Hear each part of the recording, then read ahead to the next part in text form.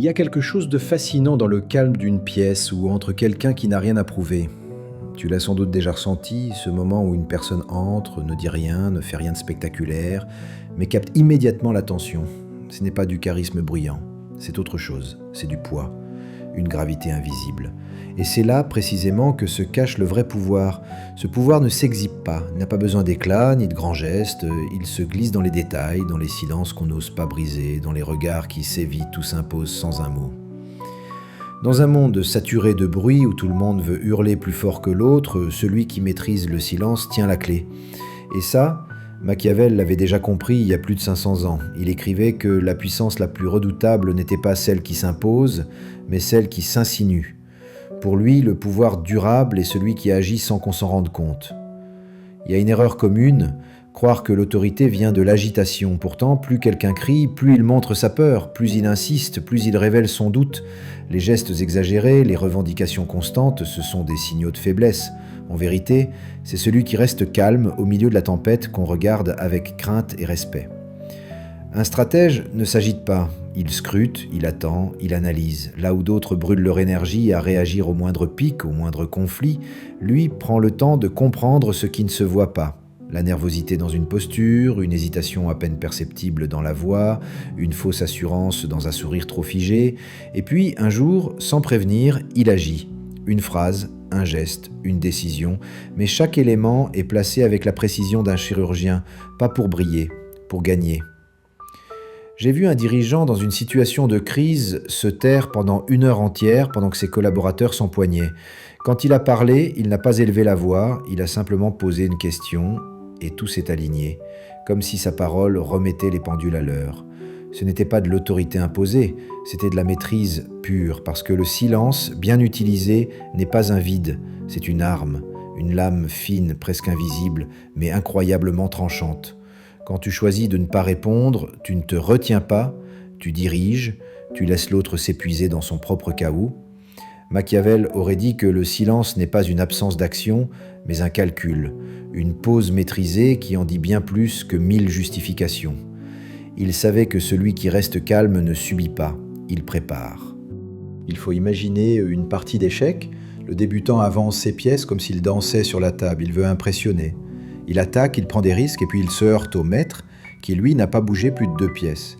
Mais tout est déjà joué. Et ce que Machiavel admirait chez ses maîtres du jeu, c'est leur capacité à sacrifier l'immédiat pour capturer l'essentiel. Il ne s'agit pas d'être pressé, il s'agit d'être inévitable. J'ai connu un entrepreneur qui a vu sa société couler sous ses yeux. Ses partenaires paniquaient, vendaient, fuyaient. Lui, il attendait. Il ne souriait pas, il ne pleurait pas, il observait. Et quand le bon moment est arrivé, il a racheté, reconstruit et régné. C'est dans cette maîtrise, ce contrôle de soi, que naît le pouvoir véritable. Pas par la peur que tu inspires, mais par la solidité que tu incarnes. Et cette solidité est le fruit d'un entraînement intérieur. Elle se construit dans les moments d'ombre, quand tu apprends à te contenir alors que tout en toi veut exploser. Machiavel écrivait dans Le Prince que celui qui sait dissimuler ses émotions contrôle le tempo des événements. Ce n'est pas de la froideur, c'est de la stratégie. Un individu peut vaciller intérieurement, mais s'il projette une image d'assurance, les autres hésiteront à le défier. Et cette hésitation, ce micro-moment de flottement peut tout changer. Souviens-toi de cette phrase célèbre de Machiavel, « Les hommes jugent plus par les yeux que par l'intelligence, car tous peuvent voir, mais peu comprennent. » Voilà pourquoi il insistait toujours sur l'importance des apparences. Dans l'arène du pouvoir, ce n'est pas la vérité qui gagne, mais ce que les gens croient être vrai. J'ai vu des négociations où celui qui semblait le moins pressé, le plus détaché, celui qui laissait traîner les silences, finissait par tout obtenir. Non pas parce qu'il avait les meilleures cartes, mais parce qu'il avait fait croire qu'il maîtrisait la partie. Et Machiavel n'aurait pas été surpris. Il savait que faire douter l'autre est parfois plus efficace que le vaincre. Le doute est une fissure qui ronge de l'intérieur, bien plus insidieuse qu'un coup de force. J'ai vu des négociations où celui qui contrôlait l'atmosphère, sans dire un mot, imposait ses conditions. Pas en imposant, mais en suggérant, en influençant sans avoir l'air d'y toucher. C'est ça, contrôler le récit. C'est raconter une histoire sans parler. C'est répondre à une attaque par une question, jamais par une défense. C'est donner à l'autre l'impression qu'il s'égare pendant que toi, tu dessines les contours du jeu. Ce jeu, il ne se joue jamais seul. Même les plus puissants doivent composer avec les autres. Mais composer ne veut pas dire s'aligner, cela veut dire manipuler les liens invisibles, les égos, les jalousies, les ambitions. Diviser un groupe, ce n'est pas lancer une bombe, c'est glisser une remarque, faire un compliment à l'un, ignorer l'autre, suggérer une préférence à peine perceptible, et laisser les tensions internes éclore naturellement. Ensuite, tu n'as plus qu'à récolter les morceaux. Mais il y a un terrain encore plus subtil, celui des foules, des groupes, des masses. Là, ce n'est plus la logique qui dirige, c'est l'émotion. Et celui qui sait incarner une image, une promesse, une conviction, peut tout emporter. Le prince n'est pas toujours un soldat. Il peut être un rêve, une idée, une projection. Machiavel l'a dit, les peuples suivent celui qui leur donne une direction, même si elle est floue, tant qu'elle est portée avec confiance. On ne suit pas un discours parfait, on suit un symbole, une silhouette, une voix qui vibre juste, un regard qui semble savoir. Et si tu veux que les autres te suivent, tu dois devenir cette figure, non pas en parlant fort, mais en parlant juste, peu mais fort, en laissant des silences assez grands pour que tes mots y résonnent longtemps. Dans l'Italie fracturée de la Renaissance, Machiavel voyait défiler des leaders flamboyants et d'autres bien plus réservés. Ceux qui restaient souvent étaient ceux dont le mystère inspirait plus que des promesses flamboyantes. Mais cette image, tu dois la construire. Ta réputation, c'est ton outil le plus puissant. Elle travaille pour toi quand tu dors, elle parle quand tu te tais, et elle forge le respect ou la crainte avant même que tu sois dans la pièce. C'est pourquoi Machiavel écrivait qu'il vaut mieux sembler vertueux que de l'être véritablement.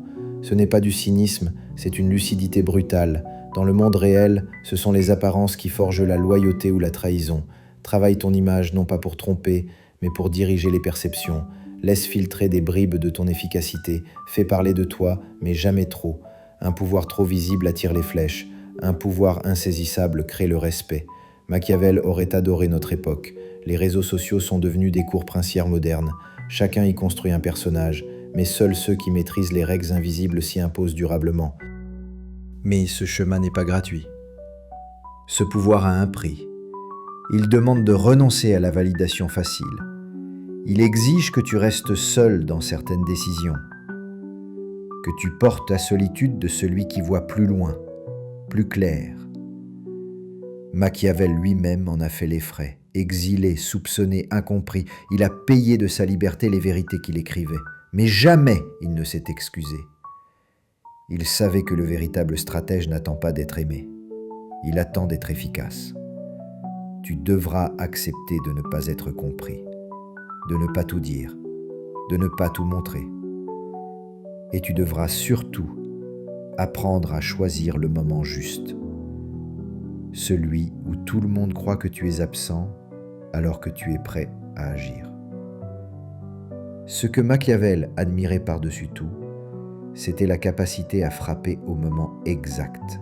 Pas trop tôt, pas trop tard. Le bon moment. Cette précision fait toute la différence entre le hasard et la domination. C'est ce moment-là qui t'appartient. Pas le bruit, pas la lumière, le moment. Alors, si tu veux devenir cette force tranquille, cette figure qu'on ne défie pas, il te faudra apprendre à faire moins pour obtenir plus, à parler peu pour peser plus, à écouter mieux pour voir plus loin. Ce monde n'appartient pas à ceux qui crient, il appartient à ceux qui savent se taire au bon moment. Et si tu sais faire ça, vraiment faire ça, alors tu n'auras plus besoin de te battre pour qu'on t'écoute. Tu seras celui qu'on ne veut pas contrarier, celui dont le silence change les règles.